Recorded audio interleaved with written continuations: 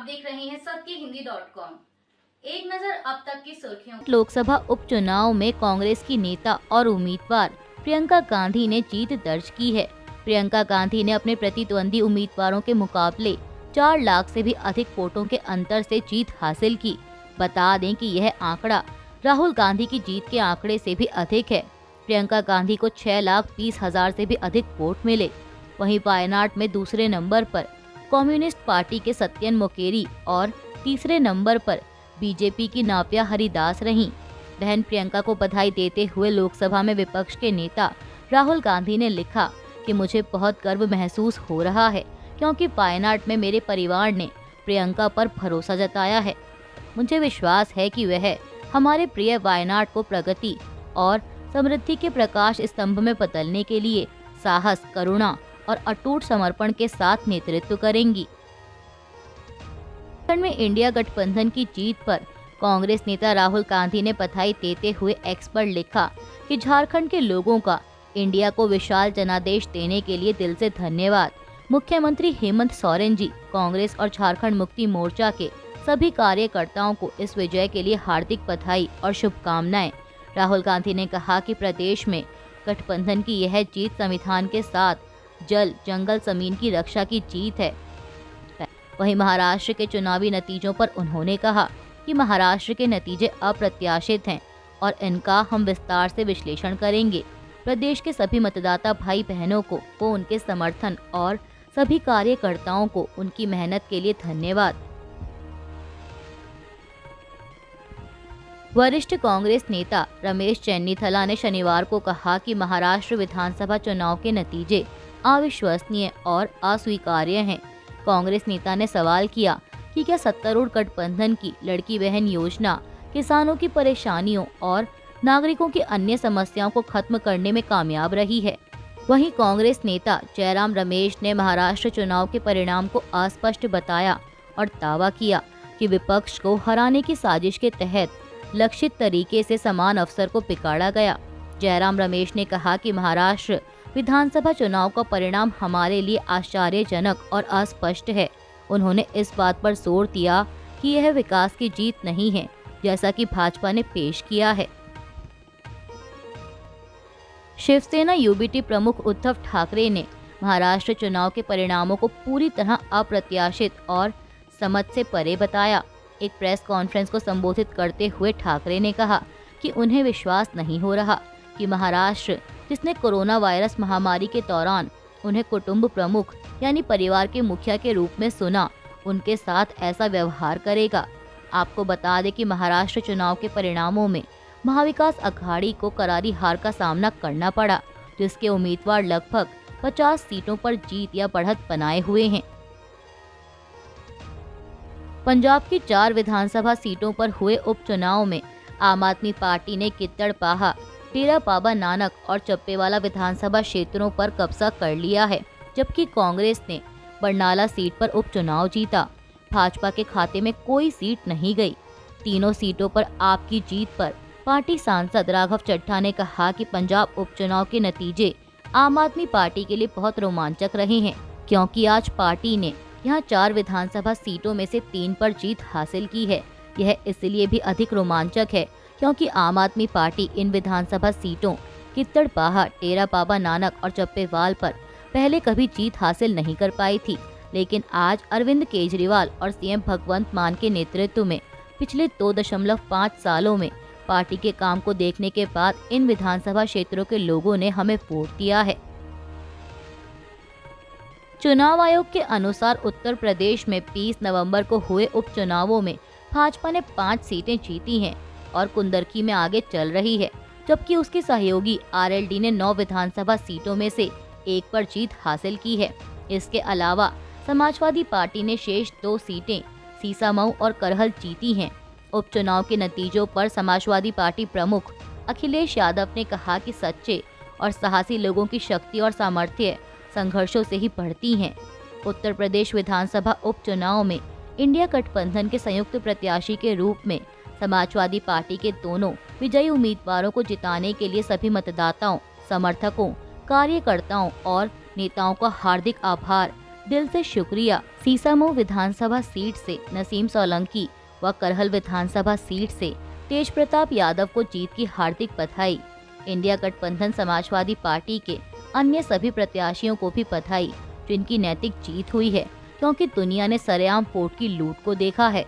अखिलेश ने कहा कि ये पीडीए की एकजुटता और सजगता की बहुत बड़ी जीत है। बिहार की चारों विधानसभा सीटों पर हुए उपचुनाव में हार के बाद आरजेडी नेता तेजस्वी यादव ने कहा कि झारखंड में 4 सीटों पर हमारी जीत हुई है और 1 से 2 सीटों पर बहुत ही कम अंतर से हमारी हार हुई है। झारखंड में प्रचंड बहुमत के साथ हेमंत सोरेन मुख्यमंत्री बने हैं, उनको भी हम धन्यवाद देते हैं। तेजस्वी ने कहा कि जहां तक बिहार उपचुनाव की बात है, जिन 4 सीटों पर चुनाव हुआ, हम वो चारों लोकसभा में जीते हैं। 2024 के उपचुनाव में हम हारे हैं, 2025 में हम जीतेंगे। उन्होंने कहा कि 2025 में बिहार में महागठबंधन की सरकार बनना तय है। झारखंड के बाद बिहार की बारी है। हम इतना सुनिश्चित करते हैं कि किसी भी कीमत पर बिहार में एनडीए की सरकार नहीं बनेगी। झारखंड विधानसभा के चुनावी नतीजों पर असम के मुख्यमंत्री हेमंत बिस्वा शर्मा ने प्रतिक्रिया देते हुए इसे खुद के लिए निजी तौर पर दुखद बताया है। आपको बता दें कि बीजेपी ने हेमंत बिस्वा शर्मा को झारखंड का सह प्रभारी बनाया था। उन्होंने एक्स पर एक पोस्ट में हेमंत सोरेन को भी बधाई दी और लिखा कि झारखंड में झारखंड मुक्ति मोर्चा और उसके सहयोगियों ने शानदार जीत हासिल की है। इस उपलब्धि के लिए मैं हेमंत सोरेन और उनकी पूरी टीम को हार्दिक बधाई देता हूं। मुझे विश्वास है कि उनके नेतृत्व में झारखंड प्रगति और विकास के पथ पर अग्रसर होगा। अपने एक अन्य पोस्ट में असम के मुख्यमंत्री ने लिखा कि झारखंड में बीजेपी की हार मेरे लिए व्यक्तिगत रूप से बहुत दुखद है। भले ही हमने असम में सभी 5 उपचुनावों में जीत हासिल की है, मैंने झारखंड में अपने कार्यकर्ताओं के अटूट समर्पण और अथक प्रयासों को देखा है, जिन्होंने इस चुनाव में अपना सब कुछ दिया। हालांकि हमें लोगों के जनादेश को विनम्रता पूर्वक स्वीकार करना चाहिए, क्योंकि यही लोकतंत्र का सच्चा सार है। बाबा सिद्दीकी के बेटे जिशान सिद्दीकी मुंबई की बांद्रा पूर्व सीट से शिवसेना यूबीटी के वरुण सरदेसाई से चुनाव हार गए हैं। वरुण सरदेसाई को कुल 57,708 वोट मिले, वहीं जिशान सिद्दीकी को 46,343 वोट मिले। आपको बता दें कि वरुण सरदेसाई आदित्य ठाकरे के मौसेरे भाई भी हैं। वहीं हार के बाद जिशान सिद्दीकी ने लिखा, मैं बांद्रा पूर्व विधानसभा क्षेत्र के जनादेश को स्वीकार वहीं हार के बाद जिशान सिद्दीकी ने लिखा कि मैं बांद्रा पूर्व विधानसभा क्षेत्र के जनादेश को स्वीकार करता हूं। वरुण को मेरी शुभकामनाएं। मेरा वादा है कि मैं बांद्रा पूर्व, मुंबई और महाराष्ट्र के विकास के लिए काम करना जारी रखूंगा। मैं उन सब लोगों का शुक्रिया कहता हूं, जिन्होंने मुझ पर भरोसा जताया, वोट दिया और मुश्किल के वक्त में मेरे साथ खड़े रहे। आपको बता दें कि जिशान सिद्दीकी बाबा सिद्दीकी के बेटे हैं। बाबा सिद्दीकी की बीते दिनों मुंबई में गोली मारकर हत्या कर दी गई थी।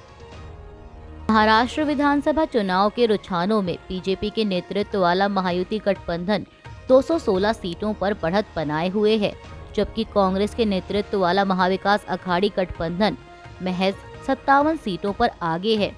अब इन रुझानों पर शिवसेना यूबीटी नेता संजय राउत का बयान आया है। उनका कहना है कि यह यानी महायुति गठबंधन का आगे चलना महाराष्ट्र के लोगों का फैसला नहीं हो सकता।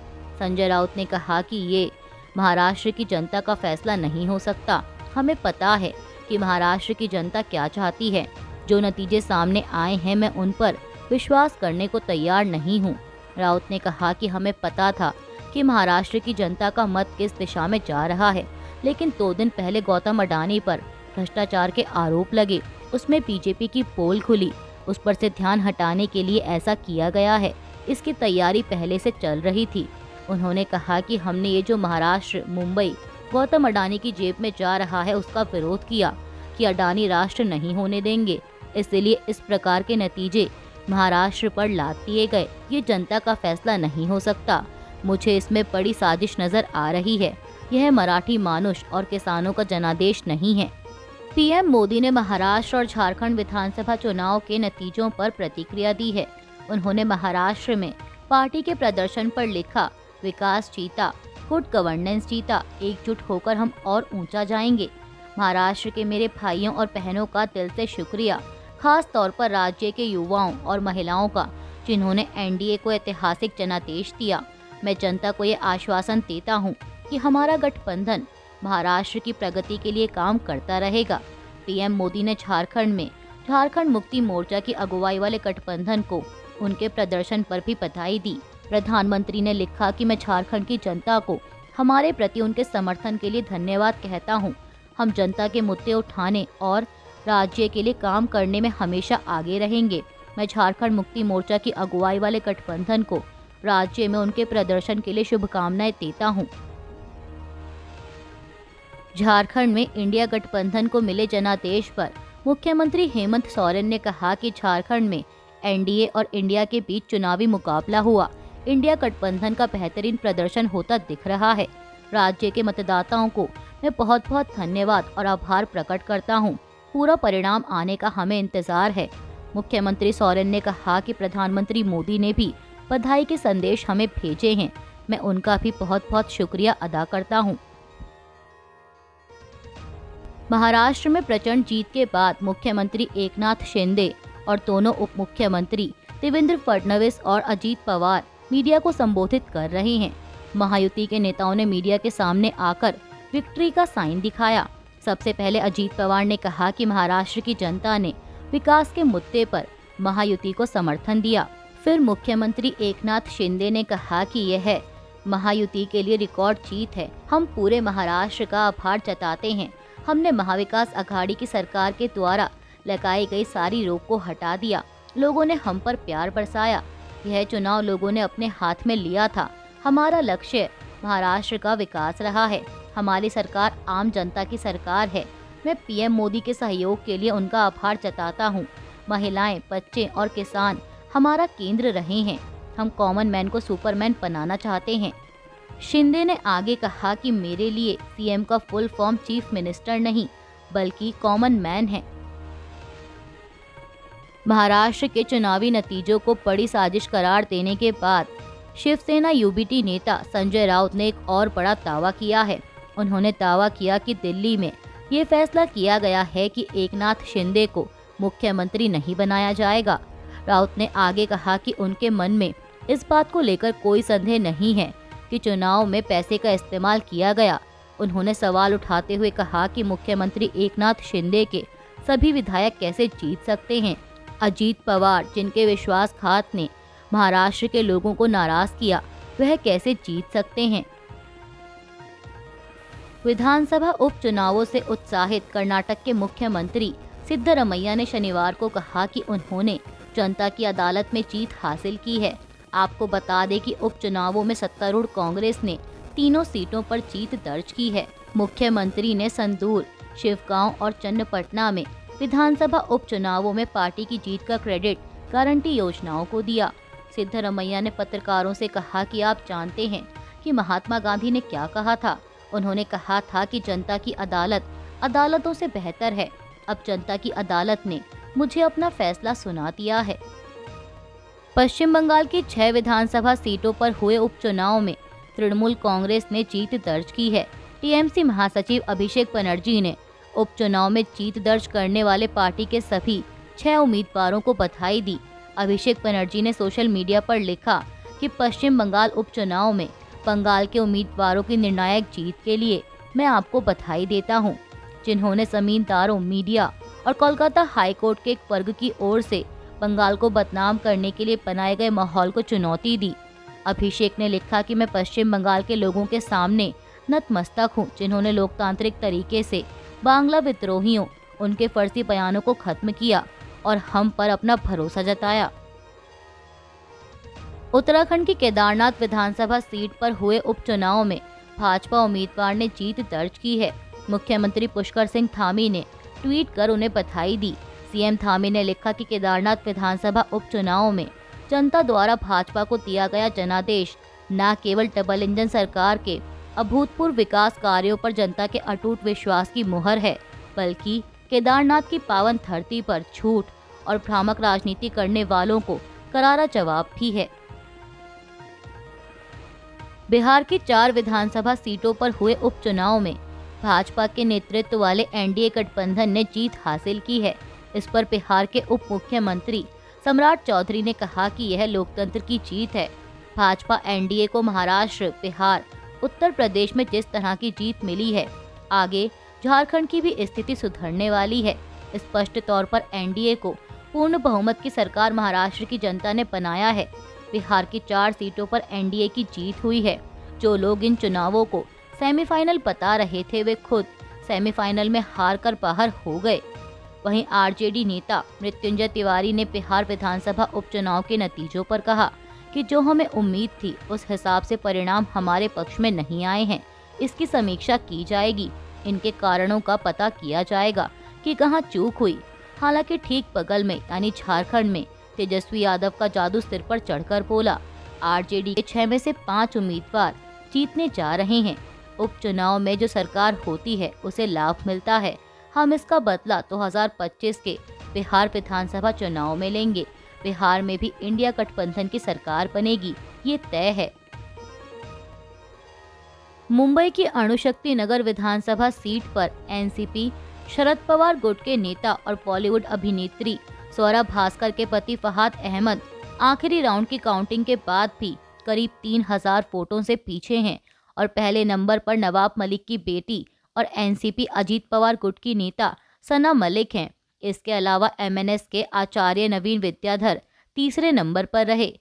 वहीं अब इसके बाद फहाद अहमद ने एक्स पर एक वीडियो पोस्ट कर ईवीएम पर सवाल खड़े किए हैं।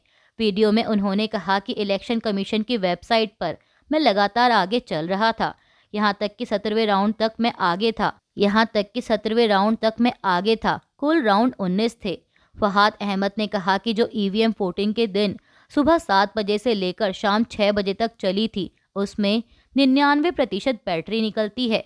उन्होंने ईवीएम पर सवाल उठाते हुए कहा कि 99% बैटरी जहां जहां निकलती है, उनमें मेरी विरोधी उम्मीदवार सना मलिक जी को मेरे से दोगुने वोट मिले।